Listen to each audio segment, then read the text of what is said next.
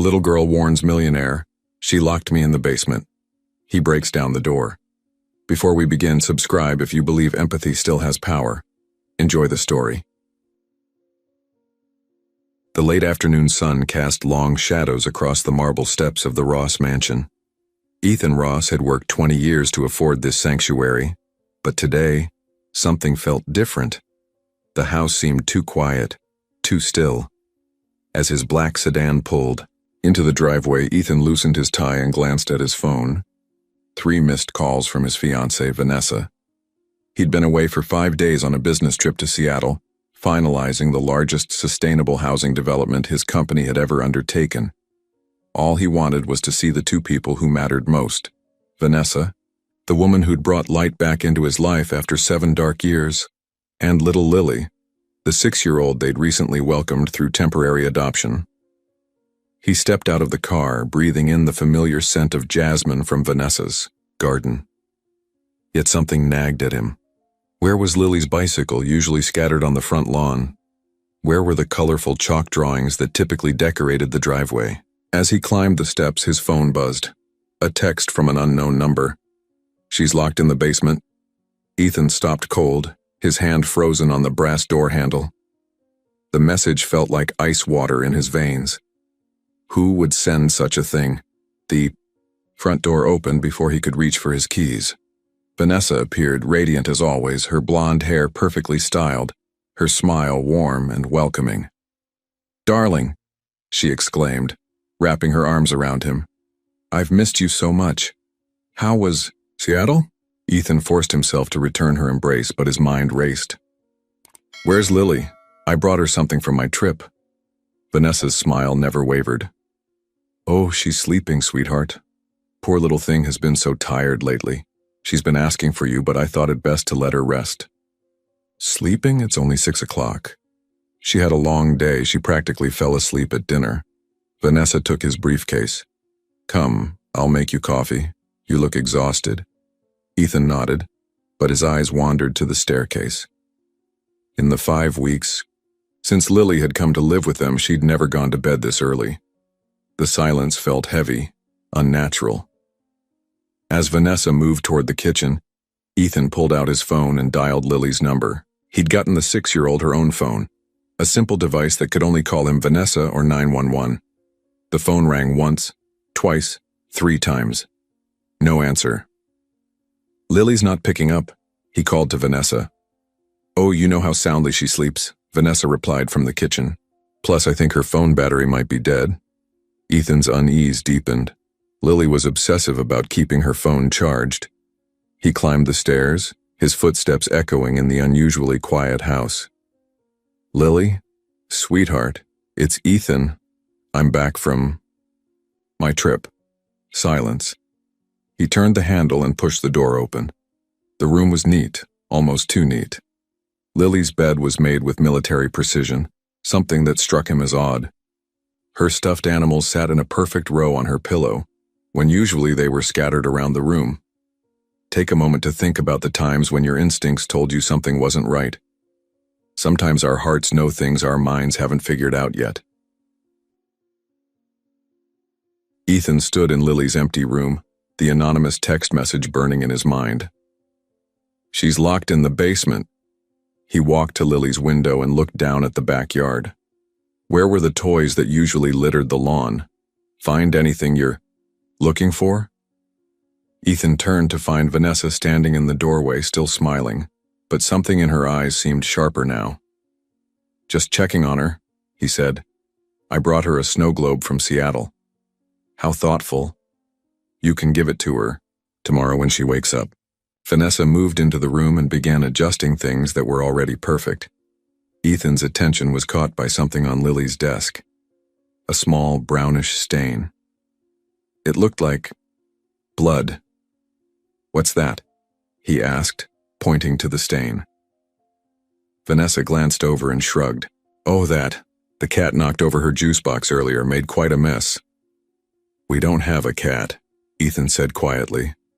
Vanessa paused for just a fraction of a second. "Mr. Frank's cat, from next door.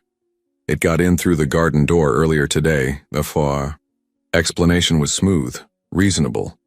But Ethan had known Lily for 5 weeks now, and cranberry juice was one of the few things she absolutely refused to drink. "I'm going to check the basement," he said suddenly. "I think I left some files down there." For the first time since he'd arrived home, Vanessa's perfect composure cracked. Just slightly. "The basement? Why would you need to go down there?" "Had some construction reports that I might have stored down there."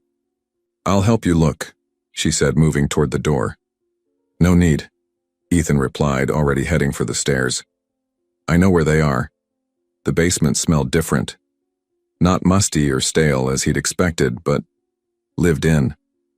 Like someone had been spending time down here. At the bottom of the stairs, he paused and listened. He could swear he heard something. A faint sound like scratching. He followed the sound toward the storage area. The scratching grew louder as he approached the old wine cellar door. The scratching was definitely coming from behind that door. His heart pounding, Ethan tried the handle. Locked. But this door had never been locked before. "Hello?" he called softly. "Is someone there?" The scratching stopped immediately. Then, so faint he almost missed it, came a sound that made his blood freeze. "Help?" It was a child's voice. Lily's voice, sometimes. The truth is hidden in the places we least expect to look. What would you do if you heard a voice calling for help? Ethan's hands shook as he fumbled for his phone, his mind reeling.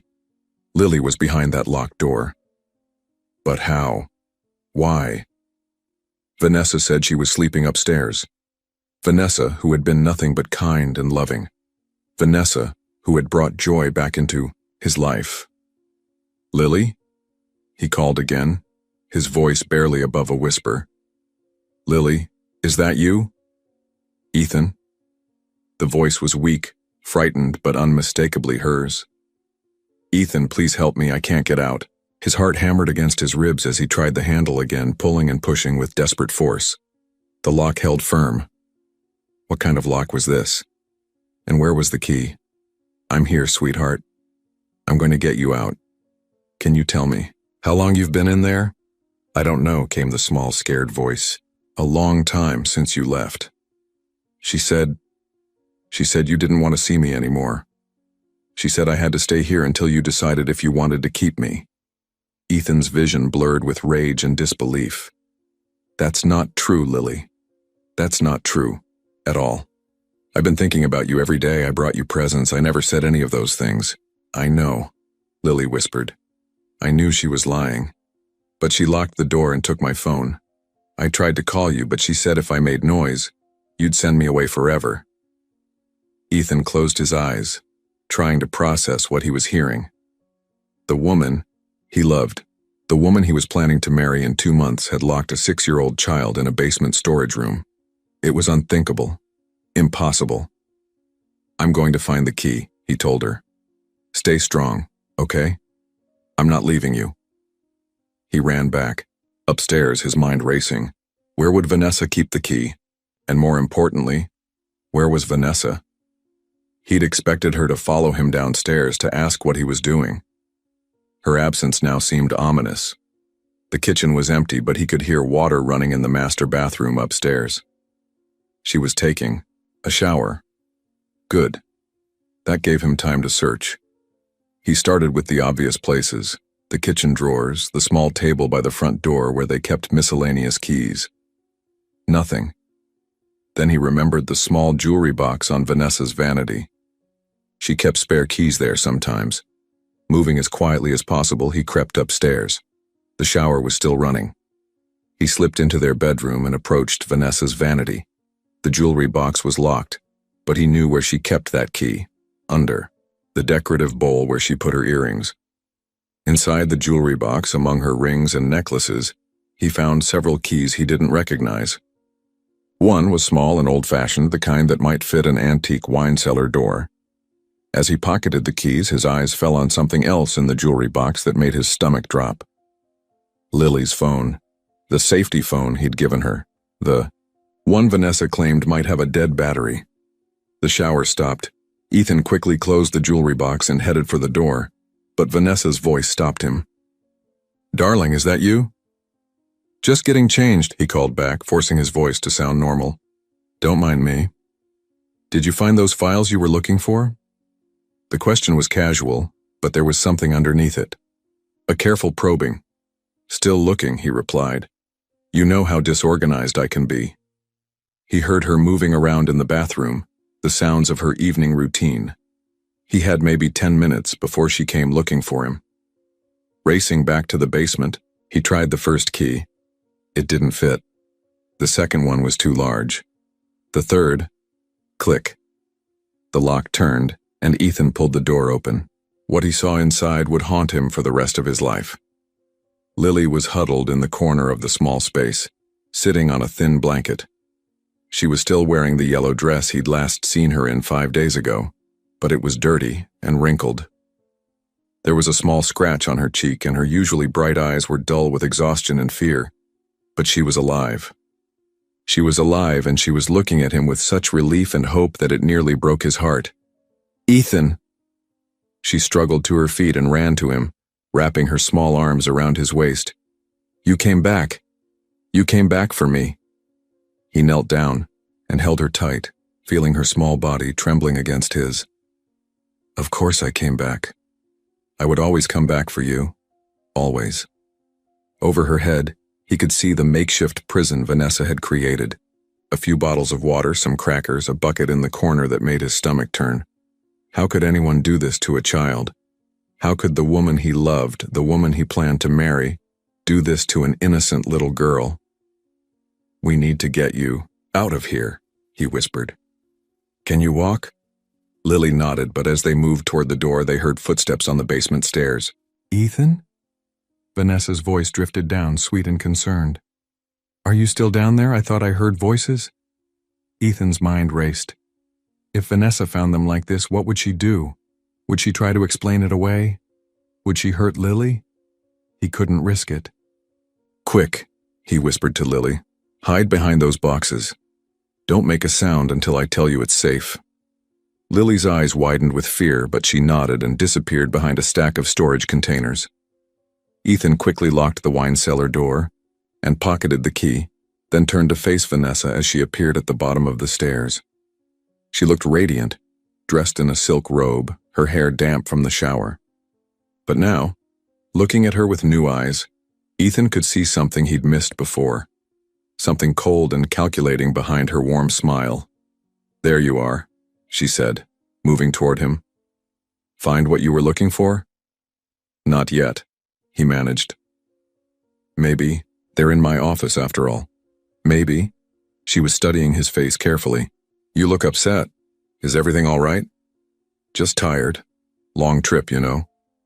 Vanessa nodded, but her eyes moved past him to the wine cellar door. "You know, I was thinking, maybe we should have that old door removed, or at least get a better lock for it, for security reasons." The words sent a chill through him. She was talking about improving her prison for Lily. "Good idea," he said, amazed at how steady his voice sounded. "We should definitely look into that." They stood there for a moment, two people who were supposed to love each other, each hiding devastating secrets. Finally, Vanessa smiled and took his arm. "Come upstairs, darling. I'll make you some tea. You really do look exhausted." As they climbed the stairs together, Ethan's mind worked frantically. He had to get evidence. He had to prove what Vanessa had done. But more importantly, he had to get Lily out of this house safely, and he had to do it all without Vanessa realizing that he knew the truth. Trust can be the most fragile thing in the world. When someone we love betrays that trust, how do we find the strength to face the truth? Ethan sat at the kitchen table, mechanically sipping the tea Vanessa had made him, while his mind raced with plans. Lily was still hidden in the basement, frightened and alone. Every minute that passed felt like an eternity. "You're quiet tonight," Vanessa observed, settling into the chair across from him. "Usually you're full of stories after a business trip." "Just processing everything," he said. "The Seattle deal is bigger than I thought. More moving parts to consider." "Tell me about it." You know I love hearing about your work. She was playing the part of the supportive fiancé perfectly, but now Ethan could see the performance for what it was. How had he been so blind? How had he missed the subtle manipulations, the carefully constructed facade? Actually, I'm wondering if I should check the security cameras, he said, testing her reaction. While I was gone, I mean. Just to make sure everything was normal here. Vanessa's hand tightened almost imperceptibly around her teacup. Security cameras? Why would you need to do that? Routine, mostly. And I got some strange texts while I was away. Probably nothing, but you know how paranoid I can get about home. Security. What kind of strange texts? Anonymous numbers. Probably just spam, but they mentioned our address. Made me a little nervous. It wasn't entirely a lie. He had received the text about Lily being locked in the basement, though it was. Hardly spam. I'm sure it's nothing, Vanessa said smoothly. But if it makes you feel better, of course we should check. They moved to his home office, where the security system's main controls were located. Ethan pulled up the camera feeds on his computer, starting with the 5 days he'd been away. What he found made his blood run cold. Massive gaps. Hours of missing footage, deleted with surgical precision. The cameras had captured normal household activity, then suddenly jumped forward in time, skipping over entire days. Someone with access to the system had methodically erased evidence. That's strange, he said, pointing to the gaps. Look at these timestamps. We're missing almost 3 full days of footage. Vanessa leaned over his shoulder, studying the screen. How odd.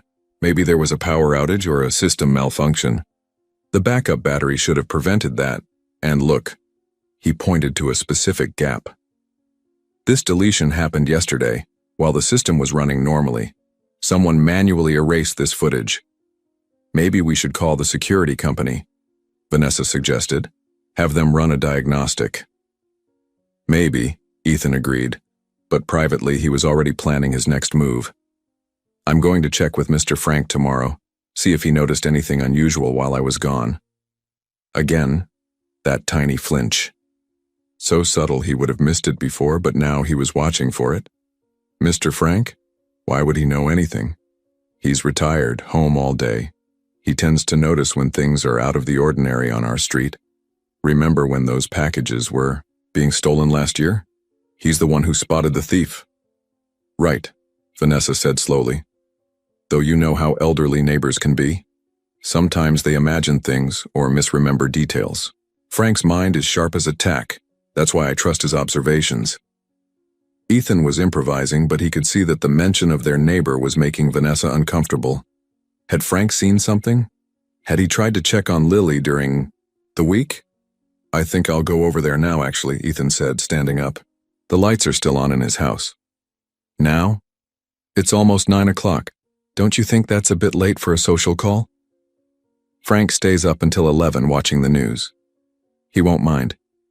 Vanessa was clearly struggling to find a reason to stop him without seeming suspicious. Well, I suppose, but don't be too long. We have that early dinner with my parents tomorrow, remember? Ethan had completely forgotten about the dinner with Vanessa's parents.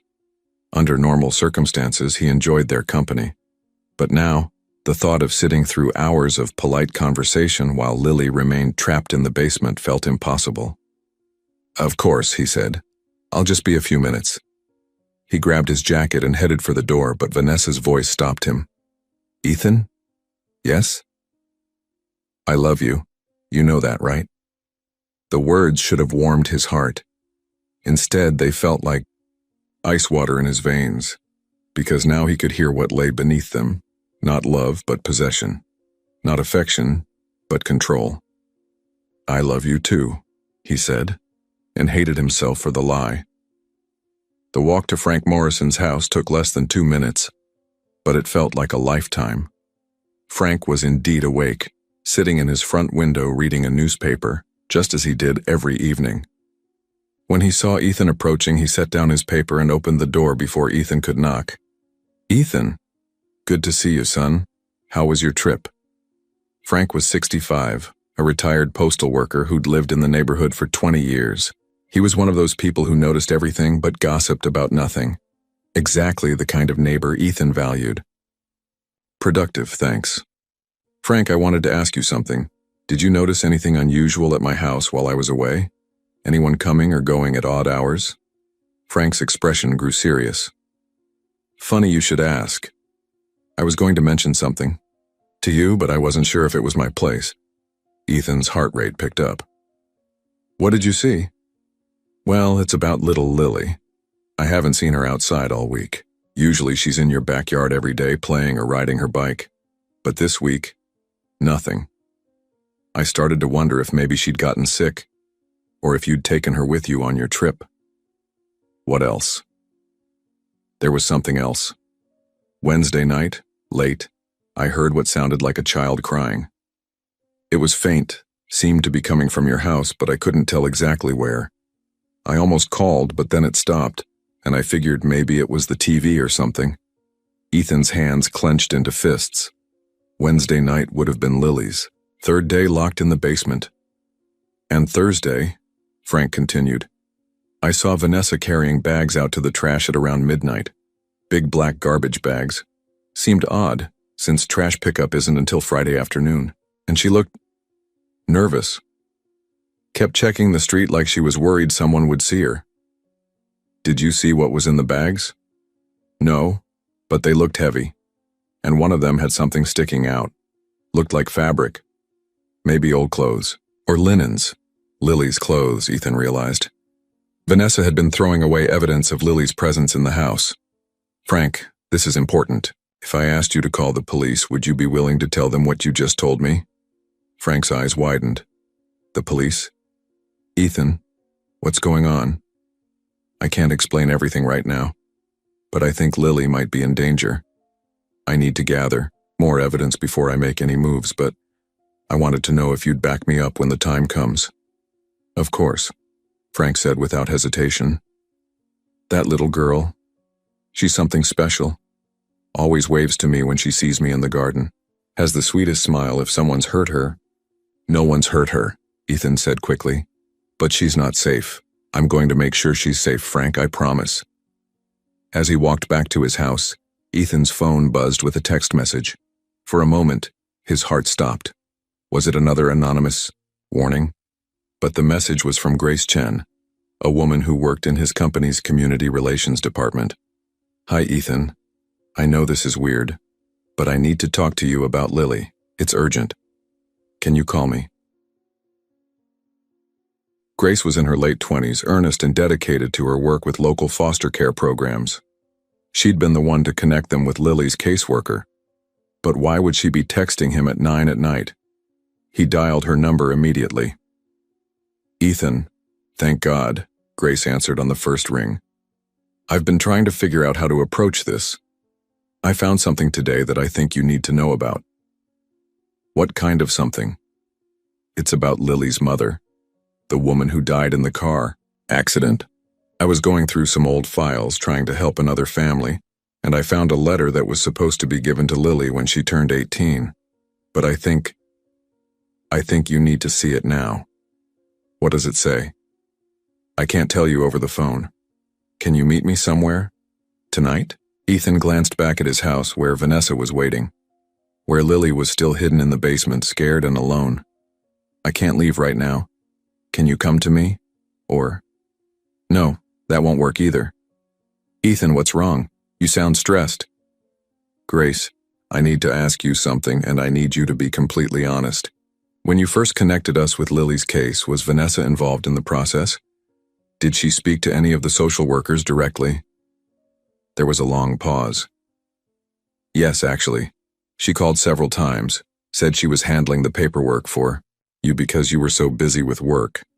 She seemed to know exactly what kind of child you were looking for. Age, background, everything. I thought it was sweet how involved she was. Ethan closed his eyes. Vanessa had orchestrated the whole thing. She'd specifically requested Lily, but why? What was special about this particular child? Grace, I need you to bring me that letter, and I need you to bring it now. Can you meet me at Frank Morrison's house? He's my neighbor at 1247 Maple Street. Ethan, you're scaring me. What's going on? I can't explain yet, but please trust me, this is about Lily's safety. I'll be there in 20 minutes. As Ethan hung up the phone, he realized that Vanessa would expect him back soon. He had to return too. The house had to keep playing the part of the unsuspecting fiancé, but first he had to let Lily know that help was coming. He slipped back into the house through the garden door, grateful that Vanessa was upstairs. Moving as quietly as possible, he made his way to the basement and unlocked the wine cellar door. Lily was exactly where he'd left her, huddled behind the boxes. When she saw him, relief flooded her face. "Ethan, I thought you weren't coming back." He knelt down and took her small hands in his. "Listen to me very carefully, sweetheart. I'm going to get you out of here tonight, but I need you to be patient just a little bit longer. Can you do that for me?" Lily nodded, though her lower lip trembled. "She's been coming down here," she whispered. "She brings me food, but she says mean things. She says you don't really want me, that you're just keeping me because you feel sorry for me." Ethan's heart broke a little more. "None of that is true, Lily. None of it. You are wanted. You are loved. And I'm going to prove it to you very soon. Promise?" "I promise. Now, I have to go back upstairs for a little while, but I'll be back, and when I come back, we're leaving this house together, okay?" "Okay." He locked the door again, hating himself for it, and returned upstairs. Vanessa was in the living room reading a magazine. "How was Frank?" she asked without looking up. "Fine, he's doing well." Ethan sat down across from her, studying her face. "Actually, he mentioned something interesting. He said he hasn't seen Lily outside all week, found it odd." Vanessa's page-turning paused for just a moment. "Well, like I said, she's been sleeping a lot. And when she was awake, we mostly stayed inside. It's been quite warm." "Has it?" "I hadn't noticed. You know how I worry about children getting too much sun. Fair skin like hers can burn so easily." Everything she said was reasonable, caring even. But now Ethan could see it for what it was, a carefully constructed web of lies designed to explain away Lily's absence. His phone buzzed. A text from Grace. "I'm here." "I need to step outside for a moment," he told Vanessa.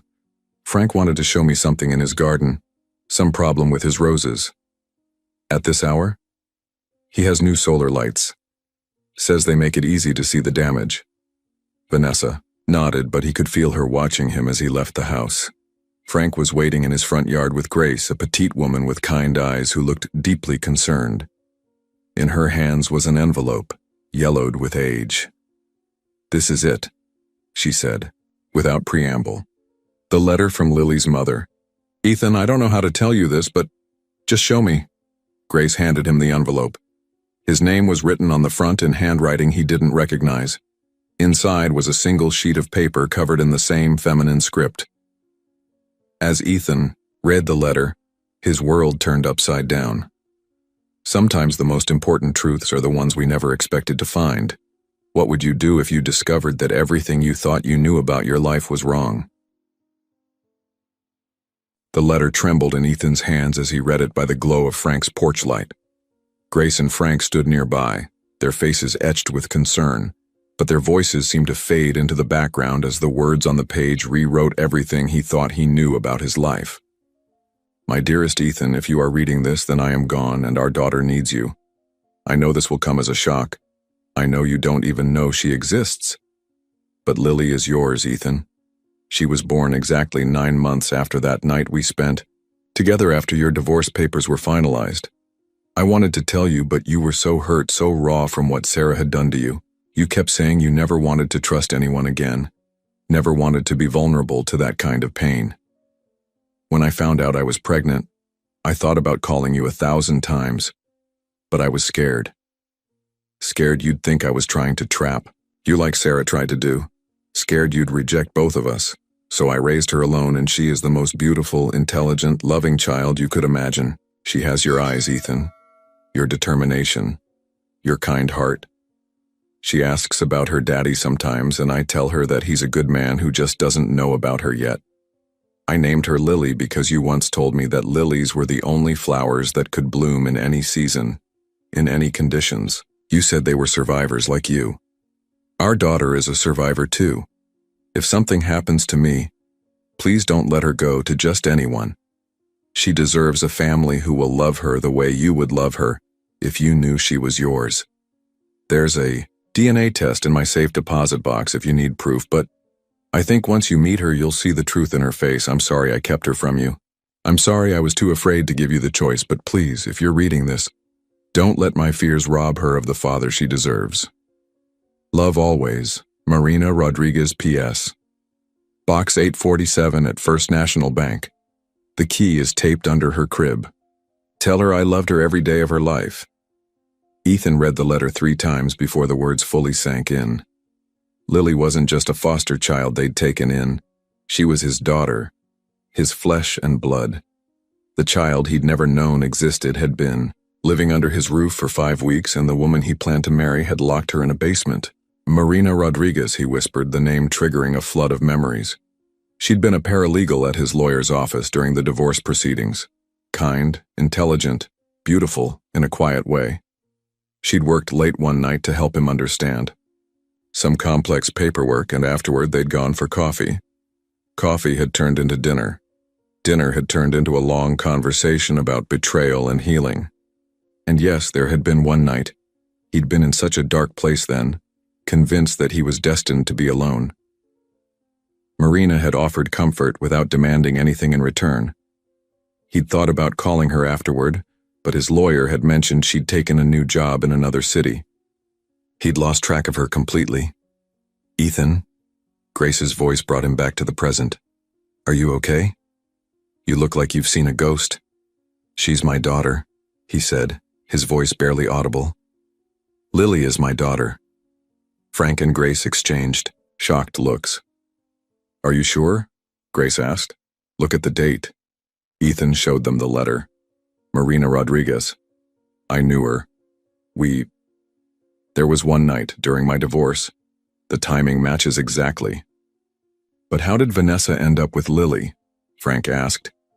If the mother left specific instructions. Grace's face went pale. Oh my God. Vanessa called the social services office multiple times after Marina's death. She said she was calling on your behalf, that you were specifically interested in providing a home for Lily. She seemed to know so many details about the case. We thought you'd sent her. I never sent her, Ethan said, his mind racing. I'd never even heard of Lily Rodriguez until Vanessa suggested we look into foster care. She said she'd done some research and found a child who needed a temporary home. But how would she have known about the connection between you and Marina? Frank asked. Ethan thought back to his divorce proceedings, to the law office where he'd met Marina. My ex-wife, he said suddenly. Sarah worked at that same law firm before we got married. She might have known Marina, might have known about that night. You think your ex-wife told Vanessa about Lily? Sarah and Vanessa have been friends for years. They went to college together. Sarah's the one who introduced us. The pieces were falling into place, creating a picture so ugly it made him sick. They planned this. They planned all of it. But why? Grace asked. Why would Vanessa want to adopt your biological daughter if she was just going to? She couldn't finish. The sentence control, Frank said grimly. If she's planning to marry him and there's a child involved, especially his biological child, that's leverage. That's permanent connection. Ethan's phone buzzed with a text from Vanessa. Everything okay? You've been gone a while. I have. To get back, he said. If she gets suspicious, you have to call the police, Grace said urgently. You have to get Lily out of there. With what evidence? Vanessa will deny everything. She'll say Lily's upstairs sleeping, and when the police check, the room will be empty. She'll have moved her by then. The neighbor's testimony, Frank began, won't be enough. Not against her word. I need proof. Hard evidence that she's been holding Lily against her will. Ethan's mind was working frantically. Grace, I need you to do something for me. I need you to call your contact at social services and verify Lily's custody arrangements. Get copies of all the paperwork Vanessa filed. It's past 10 o'clock. Call their emergency line.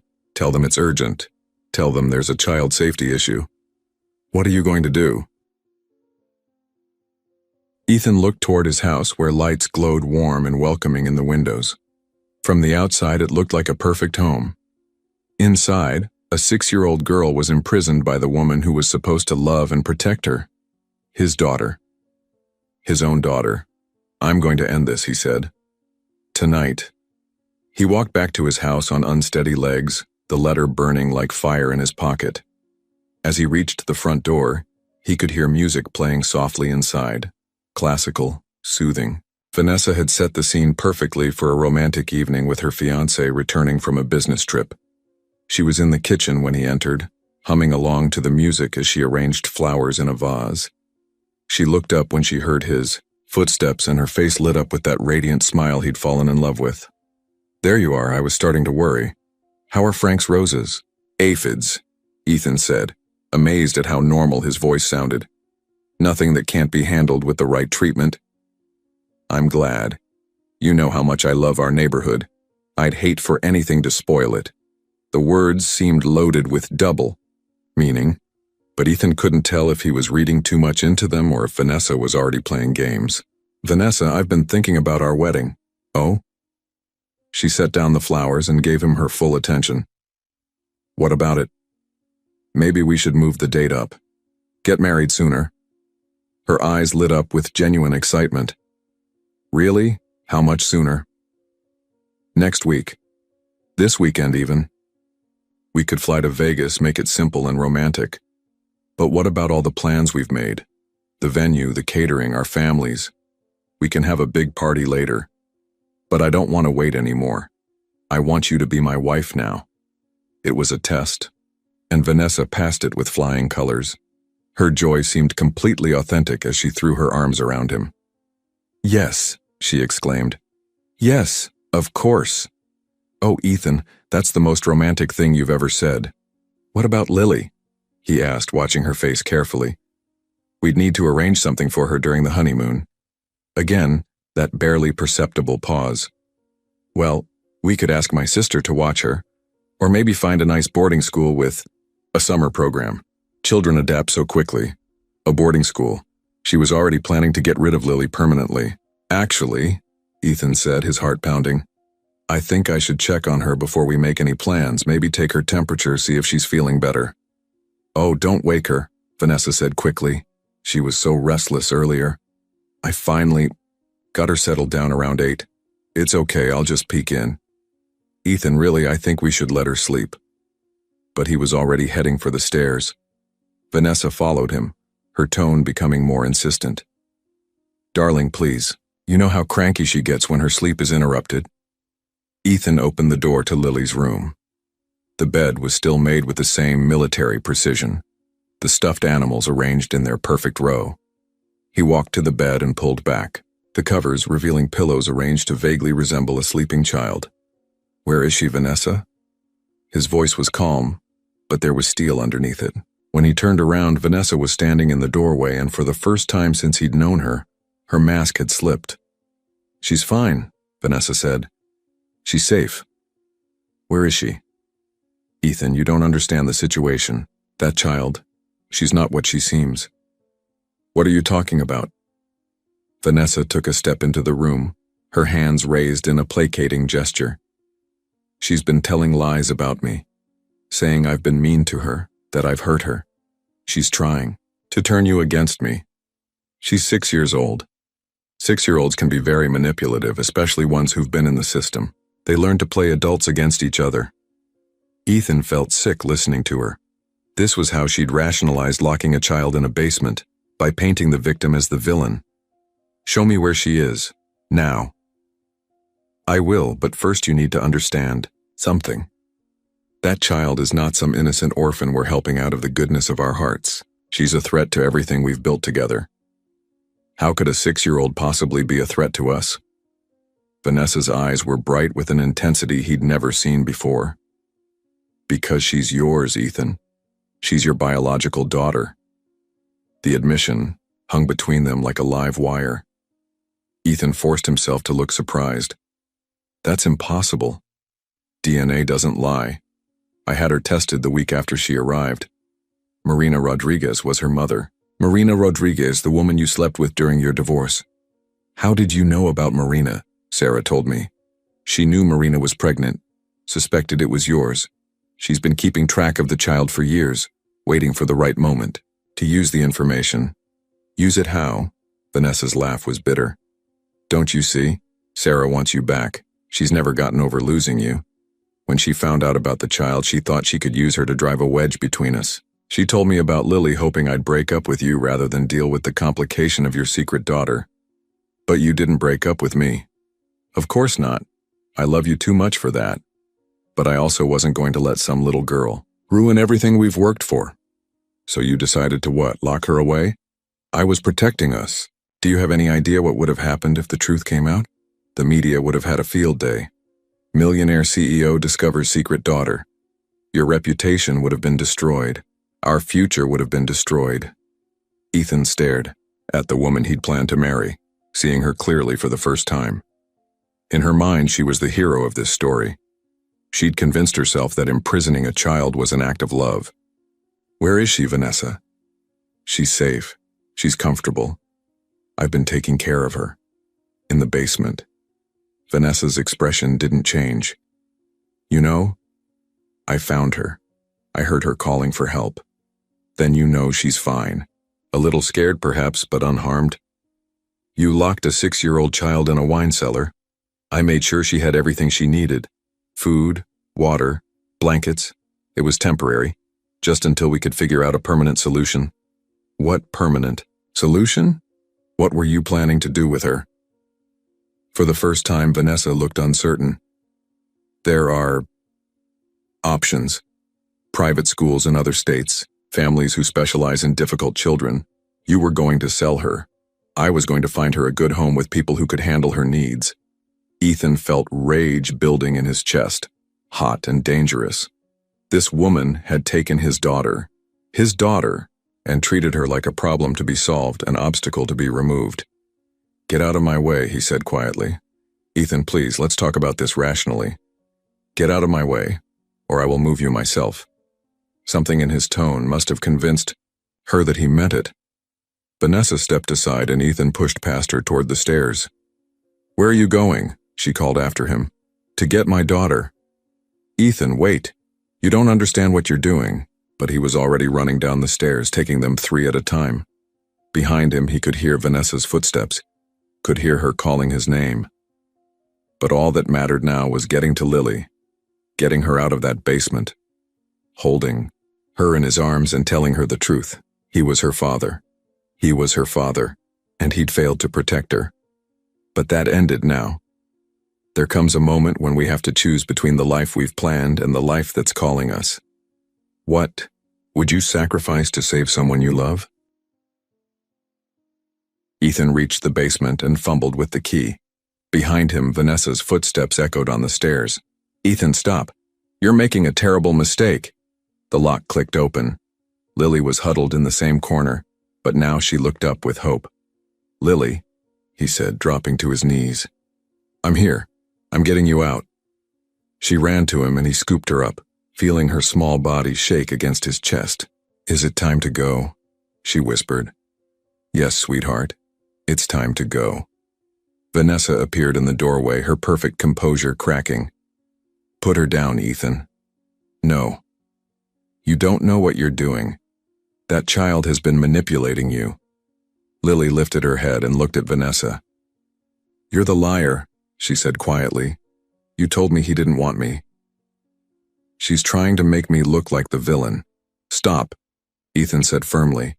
Just stop talking. He moved toward the door, but Vanessa stepped in his path. She's your biological daughter? But what kind of life can you give her? You work 60 hours a week. You know nothing about raising children. I'll learn. Are you really going to throw away everything we have for a child you've known for 5 weeks? Lily's small voice interrupted them. Why did you lock me up? What did I do wrong? Vanessa's composure finally shattered. You exist, she screamed. You exist and you're going to ruin everything. Lily flinched, burying her face against Ethan's neck. "You're scaring her," he said quietly. "Good. Maybe she'll finally understand that she doesn't belong here." "She belongs here more than you do. This is her father's house." Vanessa's face crumpled. "I love you so much. Can't you see that everything I did was to protect what we have? You locked a child in a basement. My child. What about us? What about our wedding?" "There is no us. There is no wedding. You can't take her," Vanessa said suddenly. "She's not legally yours. If you try to leave with her, they'll call it kidnapping." "Let them try." Ethan pulled out his phone. "Let's call the police. Let's have them see the makeshift prison you created for a 6-year-old child." For the first time, Vanessa looked truly defeated. "I never meant for it to go this far," she said quietly. "I just couldn't bear to lose you. You lost me the moment you hurt her." And with that, he walked out of the house carrying his daughter, toward whatever future awaited them both. Real love doesn't imprison. It sets free. Sometimes the greatest gift we can give someone is the chance to become who they're meant to be. The cool night air felt like a blessing as Ethan carried Lily away from the house. Frank and Grace were waiting, relief flooding their faces when they saw them approaching. "Thank God," Grace breathed. "Is she okay?" "I think so," Ethan said. "Lily, these are my friends Frank and Grace. They've been very worried about you." Frank stepped forward slowly. "Hello there, little miss. I've been watching for you in the garden." "She wouldn't let me go outside," Lily said quietly. "She said if anyone saw me, they'd take me away." "No one's going to take you away from me," Ethan assured her. "I promise." Grace knelt down at Lily's eye level. "Sweetheart, I work with children who need help finding safe homes. Ethan is going to take very good care of you." Lily nodded, then asked, "Are you the lady who has the letter from my mama?" "Yes, how did you know?" "She told me about you. Before she died. She said if something happened to her, a nice lady named Grace would make sure I was okay." Tears sprang to Grace's eyes. "Your mama was a very special woman." "I know. She told me every day." Lily looked up at Ethan. "She told me about my daddy, too. She said he was a good man who just didn't know about me yet." "Lily," Ethan said gently, settling down so they were eye level. "What would you say if I told you that I'm your daddy?" Lily's eyes grew wide. She studied his face with intensity. "Really?" she whispered. "Really? Your mama and I met before you were born, but I didn't know about you until tonight." "Is that why the mean lady locked me up?" "Yes, sweetheart. That's exactly why." Lily was quiet for a moment, then reached up and touched his face. "You have kind eyes, like Mama said you would, and you have your mama's beautiful smile. Are you going to send me away now?" "Never. You're my daughter, and daughters belong with their daddies. Even if I'm scared sometimes. Especially then. That's when you need your daddy the most." Lily nodded with serious gravity. "Okay. I'd like to be your daughter for real." "You already are my daughter for real." Police cars arrived, their lights painting the neighborhood in alternating colors. Officer Martinez took the lead, kneeling near Lily, but not crowding her. "Hi there. I'm Officer Martinez. What's your name?" "Lily." "Can you tell me what happened?" "The lady locked me in the basement. She said my daddy didn't want me anymore, but that was a lie." The officer spent 30 minutes taking statements. Throughout it all, Lily answered questions with heartbreaking clarity. "We'll need to search the house," Officer Martinez told Ethan. "But let's get Lily to a hospital first." As they prepared to leave, Lily tugged on Ethan's sleeve. "Daddy?" The word sent warmth through his entire system. "Yes, sweetheart? Are you going to live with me now? In a house where no one locks doors?" "Yes, baby girl. We're going to find a new house, and I'm going to put a beautiful lock on your door, one that only works from the inside. And we'll have a garden where I can play outside, the biggest, most beautiful garden you've ever seen. And maybe a dog?" Despite everything, Ethan found himself laughing. "Definitely a dog." As they drove through the night toward their new beginning, Lily rested her head on Ethan's shoulder. "Daddy?" Yes? I'm glad you found me. I'm glad I found you too, baby. I'm the luckiest daddy in the whole world. Sometimes we discover that the life we thought we wanted was keeping us from the life we were meant to live. What unexpected blessing might be waiting for you? 3 weeks later, Ethan stood watching Lily arrange her stuffed animals in her new bedroom. This house was different from the mansion, smaller, cozier, with a wraparound porch and a yard with a climbing tree. "Daddy, look," Lily called, holding up a stuffed elephant. "Dr. Sarah gave this to me. She said elephants never forget, just like how I'll never forget that you came to save me." Dr. Sarah Hoffman was the child psychologist helping Lily process her trauma. The healing was ongoing, but Lily was proving remarkably resilient. "What, are you going to name her?" "Hope," Lily said without hesitation. "Because Dr. Sarah says hope is what kept me strong." "That's a perfect name." "Daddy, are you sad about the lady?" It was a question she'd asked several times since Vanessa's arrest. "I'm sad that she made choices that hurt people," Ethan said carefully. "But mostly I'm sad for you, that someone who was supposed to take care of you hurt you instead. But if she hadn't locked me up, you might never have found out I was your daughter. Out of something terrible had come something wonderful." "That's true, but I wish I could have found out in a way that didn't hurt you." "It's okay," Lily said, with childhood wisdom. "Dr. Sarah says sometimes bad things happen, but that doesn't mean we can't have good things after." Grace arrived with adoption papers. Today was the day it would be finalized. "This is it," Grace announced. "Judge Morrison wants to see you both in her chambers at 2 o'clock. 2 hours later, they stood in Judge Morrison's chambers. The judge was a woman with kind eyes and a gentle manner. "Well, Miss Lily, I understand you and Mr. Ross would like to make your family official." Lily nodded solemnly in her blue dress and her mother's heart necklace. "Do you understand what adoption means?" "It means he's going to be my daddy forever and ever, and nobody can ever take me away from him." "That's exactly right." "Mr. Ross, do you promise to love and care for Lily as your daughter?" "I do," Ethan said, his voice thick with emotion. "I promise to be the father she deserves." "And Lily, do you want Mr. Ross to be your daddy?"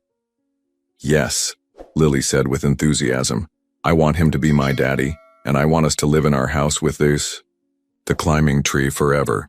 Judge Morrison stamped the papers. "Then I hereby declare that this adoption is final. Lily Rodriguez is now legally Lily Ross." Lily launched herself into Ethan's arms as he spun her around, both crying happy tears. "We did it, baby girl. You're officially my daughter. And you're officially my daddy." They'd all witnessed something beautiful. A family forged by choice, love, and determination to overcome terrible circumstances. As they left the courthouse, Frank walked beside them with obvious pride. "You know," Frank said quietly, "I've been thinking about that anonymous text message." "What about it?" "Did you ever find out who sent it?" "No idea." "Why?" Frank smiled mysteriously.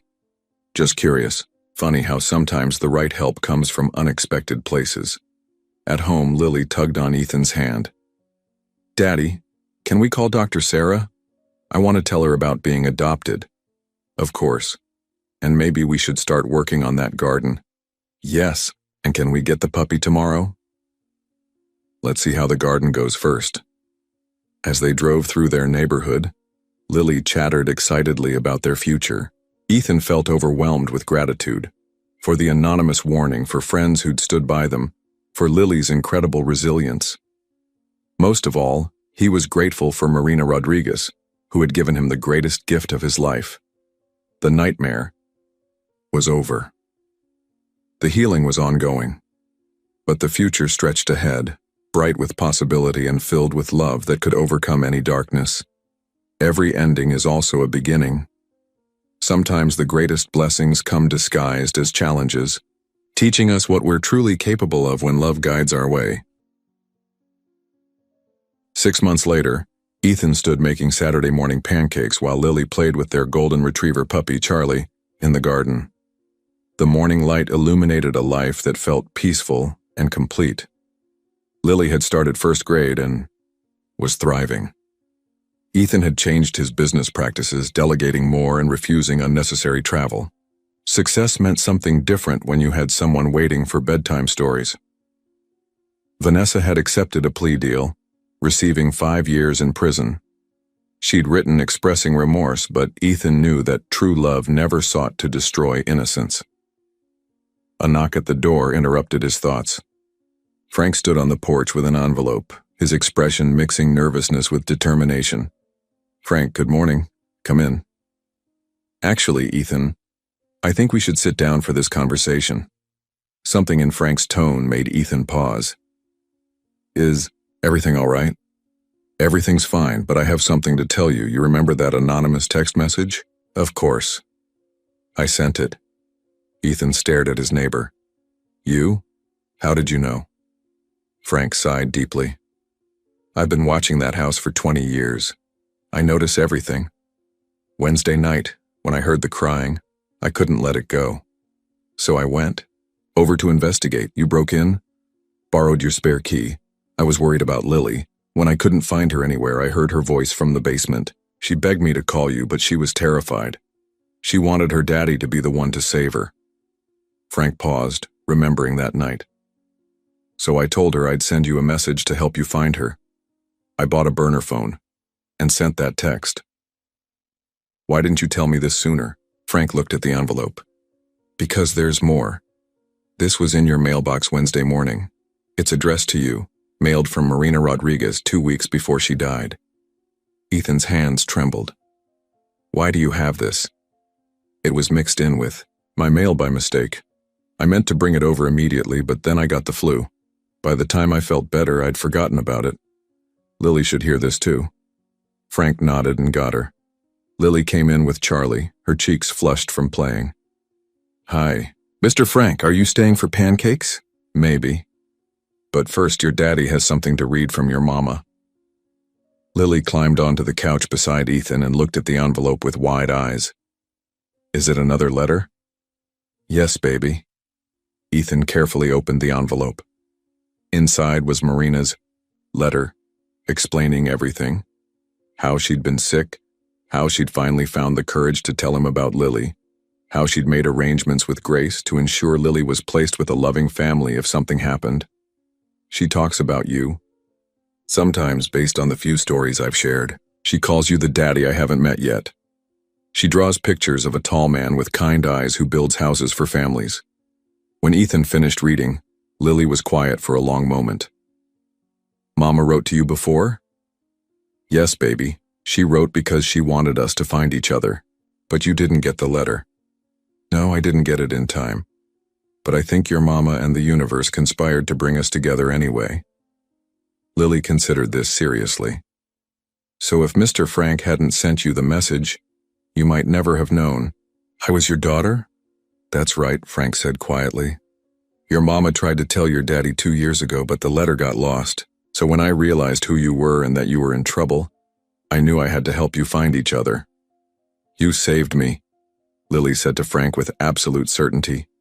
"You saved me so I could be with my daddy." "You saved yourself, little one. You were brave and strong."